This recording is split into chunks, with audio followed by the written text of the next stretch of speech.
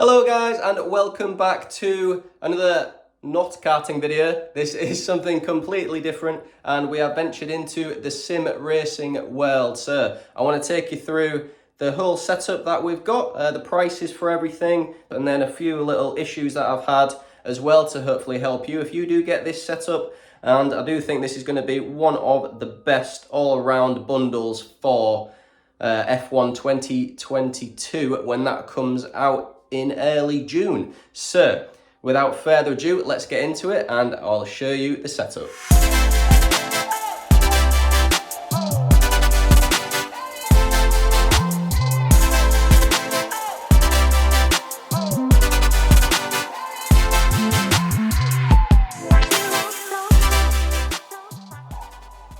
And here we have the setup in what is now the commandeered third bedroom of the house. I don't think the girlfriend's noticed just yet. It's only a small little chair, so I don't think she will. As long as we keep it all hush hush, I think we'll be fine. But let's get into the good stuff and talk about the rig. So, as you can see, we have a TrakRacer with a huge logo on the bottom of it there. This is the TrakRacer TR8 Pro. With the single integrated monitor mount, as you can see there. It does come with the seat bracket, although the seat is separate, and I have selected the option to get the direct drive steering wheel base mount. You can select different mounts, so one for the Fanatec Podium, a direct drive wheelbase, and I think if you have something like a Thrustmaster or Logitech, that's a different wheelbase again. So you've got quite a lot of adjustability, or options I should say, or the customization stage when you are putting the TrakRacer together. So as I said, this is the TR8 Pro, and it does also come with the pedal mounting plate there as well, which also has a lot of adjustability. So the rig itself, without the seats and everything that I've just mentioned, including the integrated single monitor stand here, is £630, not including the seat. This is the GT seat, kind of a nice fabric, bit of Alcantara on here and a nice kind of fabric, but I do think the only thing that cheapens this rig a little bit is the foam within the seat itself. I think that's going to wear fairly quickly. Just see if you can hear this. It's got like that kind of crackly, cheap foam in there, but that's the only thing that I would say. But there are different options for this, but this is £279 for the seat. The seat integrity and the structure of it is pretty good. The frame of the seat, kind of quite solid plastic here, and is yeah, pretty sturdy really, but yeah, it's just the foam that I think cheapens it slightly. The actual structure of it is absolutely solid. I've had no wiggles, no movement on this at all, and this is the 8 Nm wheelbase up there as well. So it's a really, really heavy duty, sturdy rig. I think it weighs about 80 to 90 kilograms once it's all put together, so it's properly solid. In terms of adjustability, you do get this quite a lot of different adjustments here for the seat, so the seat can kind of lean back, a bit more of a F1 style seating position, and also you can drop the seat front there as well. As you can see by these tracks, there is a pull bar at the front that you can see here, which you can lift and then slide it back and forth like you can just in a normal car. And then the pedal mounting plate, quite a lot of adjustability as well here, so you can move it back and forth on here. This will also slide backwards when you are setting the adjustments. Undo this bolt and move this up and down, I guess depending on what kind of seat position that you may have. In terms of the steering wheel base, or the mounting of the steering wheel base, again, quite a lot of adjustability here. You can move these tracks. You'd undo this bolt and you've got this sliding track here on either side to move it back and forward. And then you've also got a tilting feature here, or tilt it closer to you or further away from you as well.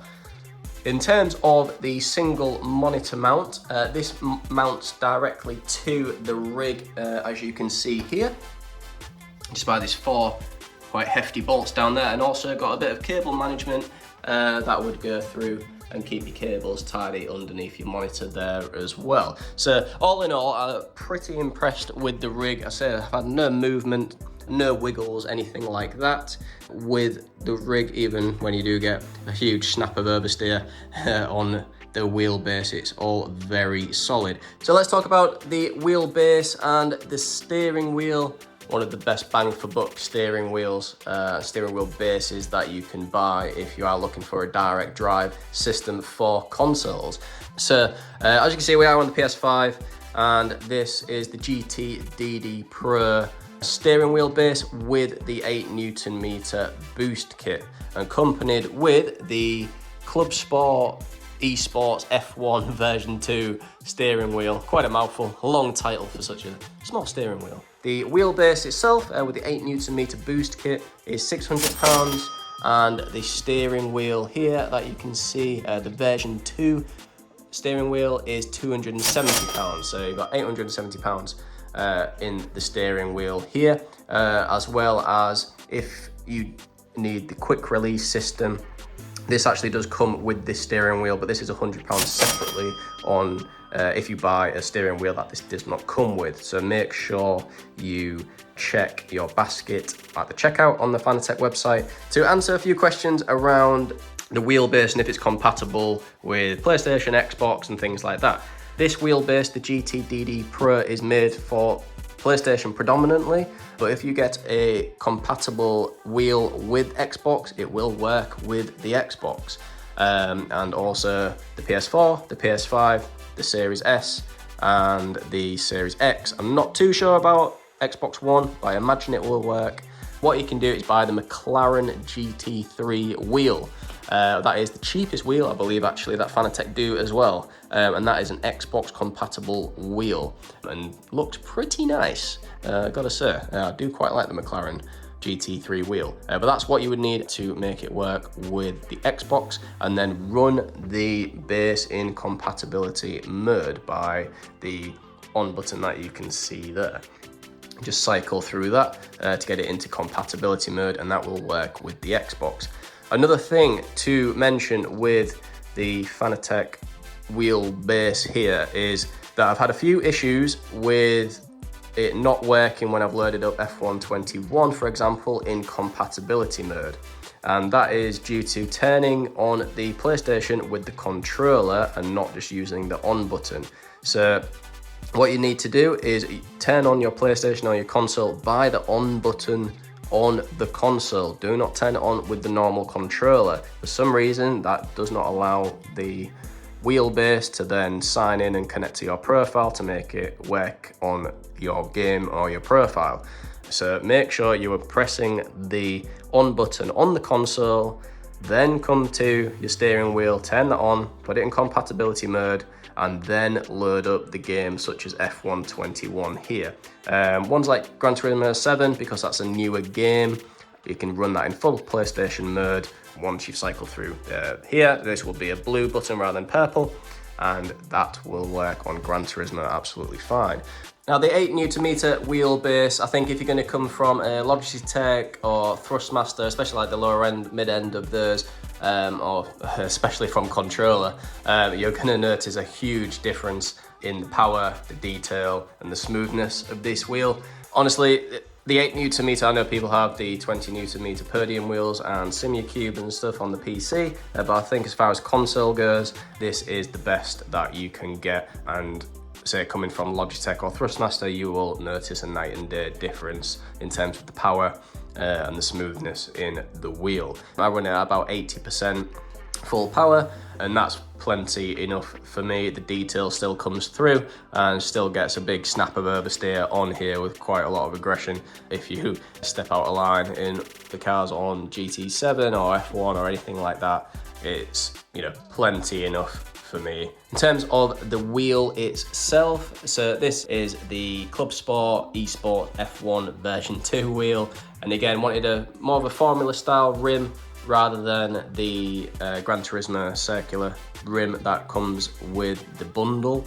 And this is quite a nice it's got some nice high-end components on it and the material. So this, the faceplate, cold to the touch, is a metal faceplate and nice kind of Alcantara grips here, along with some magnetic shifters on the back that are usually on the higher end wheels, especially like the podium wheels, things like that. So these feel really nice, really kind of affirmative click, knowing that you've selected that gear, and obviously won't wear out over time, being magnetic. So the wheel itself, surprisingly out of the box, immediately when you pick it up in your hands, the weight of it and the quality was quite surprising actually. I thought this on the pictures with plastic, things like that, but the weight of it just feels, yeah, absolute quality built. I have bought all of this with all my own money, so I'm not sponsored by Fanatec or anything like that, but I must say their gear is very, very well built.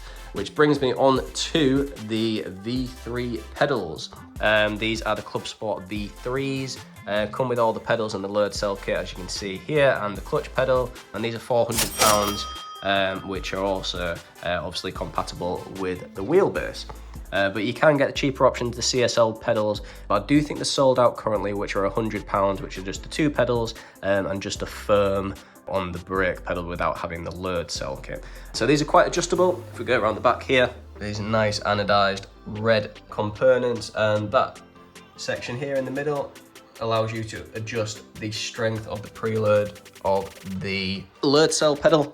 And as you can see here, which you don't get on any of the ones, are these little motors here, which are actually vibration motors. So if you're pressing it on the brake pedal and you lock up, this will spin and send a little bit of vibration through the pedal, and the same with traction control and things like that on the accelerator. It is very subtle, but was definitely a welcomed difference when coming from the normal CSL pedals, which were just kind of static and didn't have any of that. So it was definitely noticeable, although I've kind of got used to it now and don't notice it as much, obviously. But yeah, a nice little addition, nice little rumble through the pedals there as well. So that works on the F121 game and Gran Turismo, and I assume on the F122 game when that comes out as well. So yeah, really nice bit of kit. You can adjust the plates, as you can see here. I've got the CNC milled plate on the accelerator here, but then the plastic curved ones on the throttle, on the brake and the clutch. So another thing with the pedals in terms of compatibility is that as long as your pedals fit into your wheelbase up here, then the pedals will be compatible with any console that you put them on, as they're going into the wheelbase, and the wheelbase is then compatible with the console, if that makes sense. And then the only other thing that we have to speak about is the curved AOC monitor that we've got. I'm not too sure of the model. I'll leave it in the description down below, but you can see kind of a nice curved screen here, run by HDMI on the single monitor mount. But that being said, these ultra wide curved monitors, I'm not too sure if I like them or not, as on consoles, they do not provide any extra depth of field or peripheral vision on your sides. They just stretch the image. So you may be better off just getting a flat normal screen. So just consider that if you are getting an ultra wide curved screen for consoles. It will not give you any extra vision on your side of the screen. It will just stretch it. So guys, just to round up the rig in general, as I say, definitely not a budget rig, but a pretty cost-effective rig for what you get, I think, and the quality of the things that you get. The rig itself, which comes with everything, the frame, the adjustable seat mount, the pedal plate down here, and the wheelbase mount here, along with the single integrated monitor arm. This is £630, excluding the seat. This is the TrakRacer GT seat, which is £279. Plus delivery, you're looking at about £1,000 for the rig. Now moving on to the Fanatec stuff, so the GT DD Pro wheelbase with the 8Nm boost kit, you're looking at £600 there.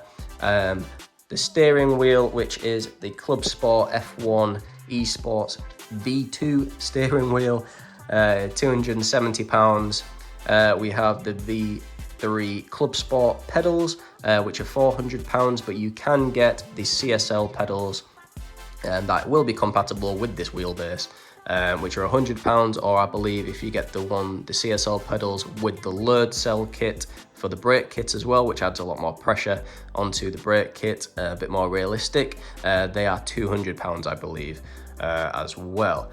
So a bit more of a budget option there for you if you did want that as well. And then the monitor, this is an AOC, I believe a 39-inch monitor, curved monitor, which is just from Amazon, and about £400 around about there as well. So all in all, I think you're looking at between £2,000 and £2,500 for this full kit, and looking forward to playing F122 on this. And that being said, I will start streaming and doing some videos on sim racing stuff, as well as the karting videos that you've seen on the channel as well. So definitely make sure you stick around for that. I hope this video has been helpful. If it has, please leave me a thumbs up. Consider subscribing to the channel for karting videos and sim racing videos, and I will catch you in the next one.